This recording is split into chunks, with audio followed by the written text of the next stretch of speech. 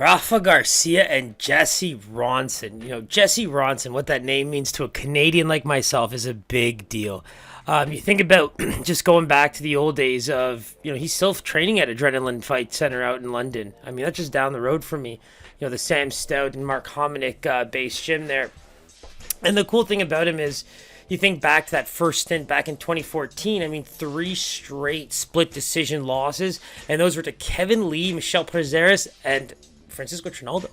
I mean, the guy put in the work during that time, and he even had a couple injuries after that, or before that Kevin Lee fight that really hindered him, and he ends up losing a split decision, getting cut, and it was an ear that basically got infected to the point where it went from like a cut to a staph, and it just looked real bad to the point where he was saying you could take his ear off his head.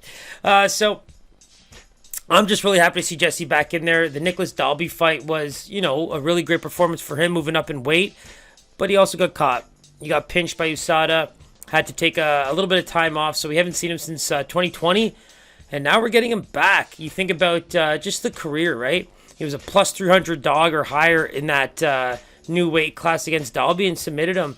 And the big thing for me, it's like when I look over his career, it's like BTC to the UFC. I mean, BTC, I can literally go and watch it just down the road there in Kitchener where his fight took place before the UFC. And now we're getting him back. And for me, Rafa Garcia, you look at the way that he's fought. These are the kind of fighters that I find very difficult to call. And the reason I say that is when you go undefeated against anyone, and when you go undefeated against anybody, and it's anywhere in the world, it doesn't matter. For me, you're seeing a guy who comes in at 12-0, for example, and then loses 2 fights, or 11-0, and I think he beat Natan Levy after that. But so now he's a 2-1 or 1-2 UFC fighter. Nasrat Haqparast debut, very tough fight, doesn't really show much. But then the Chris Gruetzemacher fight, for me, that was one where he not only did everything right that you would do against the Chris Gruetzemacher, but then he let up. Then he got tired, and then Chris just kind of took over in an old-school MMA kind of way and walked away with that win. You look at his fight in the next one, Levy, that's a completely different ballgame. I mean, he looked active on the feet. He was pushing the pace. He was taking the fight to the ground when he needed to, was using control time, was kind of just finding ways to continuously steal points, create action, all that fun stuff. And when you got Cub Swanson and Justin Gaethje in your corner, you're probably in some pretty good hands that can help you get that dub. So he's coming off a win. It's nice to see. Just where do you put this fight, right?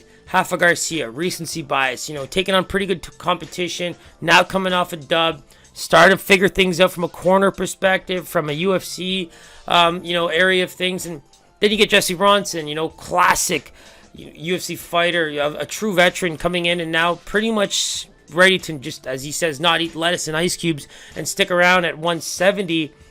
I think he has a great chance in this fight. I do think Garcia is going to be about a minus 160 to a minus 180 favorite. Let's go with a minus 170 just to kind of smack that in the middle, but I'm still leaning Ronson. I think he has a great opportunity to pull off a victory here. You look at the way he fights. He's got good power in his strikes, can throw great leg kicks, and I think that the mixing up ability and even his durability towards the later parts of the fight are going to be what keep him in this fight. I think that Garcia has shown to slow down, even if he's active and he finds ways to get the takedowns and he's landing big shots.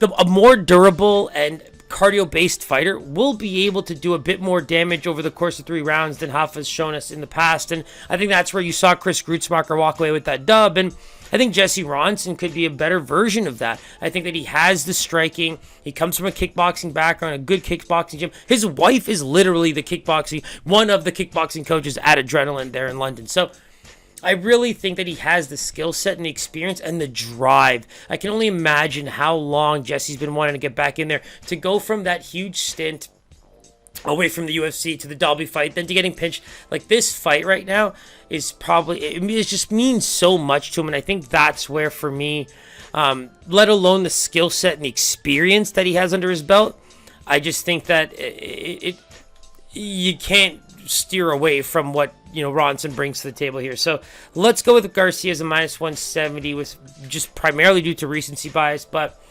I really like Jesse in this fight. So let's take a look. Wow. Rafa Garcia, man, minus 160 to minus 180 is what we said. We settled on minus 170. He opens as a minus 160, but this line dropped. Jesse Ronson goes from a plus 140 dog to an absolute pick'em. So that's the second basically pick 'em that we have on this card.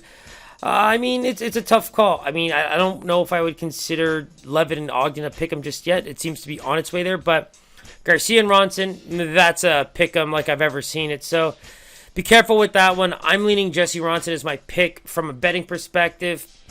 It's a tough one to call still. I don't know if I'm willing to put my money on any of those two, but from a pick 'em perspective, I'm going to go with my Canadian brother, Jesse Ronson. I think he's hungry as hell, and it's going to be a great fight to watch him come back to.